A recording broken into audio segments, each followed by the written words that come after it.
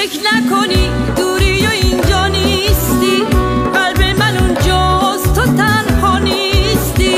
خودم میرم عکسام ولی تو قابه، میشنوه حرفو ولی بی جوابه. رفتن من شاید یه امتحانه واسه شناخت تو این زمونه. قصه نخور زندگی رنگ و رنگه، یه وقتایی دور شدنم قشنگه. مراقب گردون اطلسی باش، یه وقتایی منتظر کسی باش، کسی که چشماش یه کمی روشنه، شاید یه قدری هم شبیه منه.